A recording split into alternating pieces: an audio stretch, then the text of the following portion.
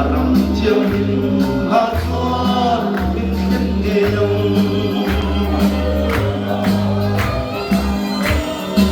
boy na chung pia ram lo lam so chan dam tu le yang le na ta le ko le ai ta le ko ai ruai rome zam le na kashin dam ali lai ni aloran hum tu khung chiang lim bang kashin ve amen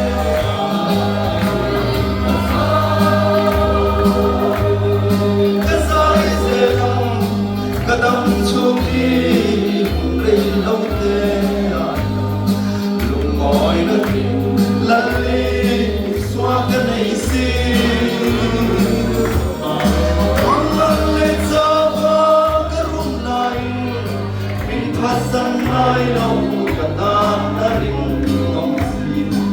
aram chiang a chwa min khen ge yo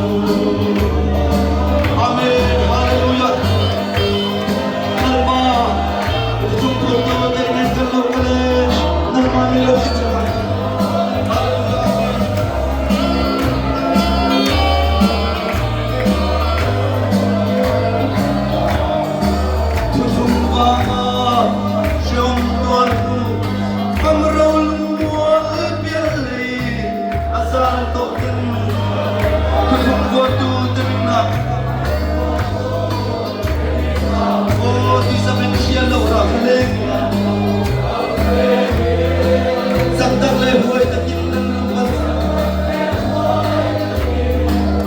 Rampang sentro,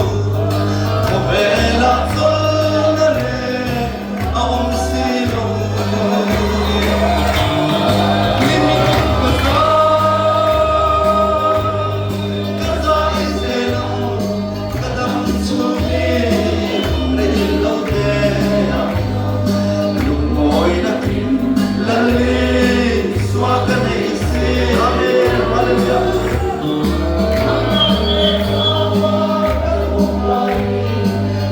Hasan mai lo ta na rin ngọc si aram chiang a chua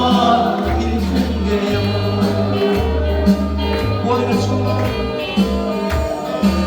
wai na chung pia ram lo lam so chan dam tu le ya le ta le ko le ai ta le ko na en azam lung dalege kashin dam lai loran hun atma kun jiang lim bang kashin ve demin kazai amen hallelujah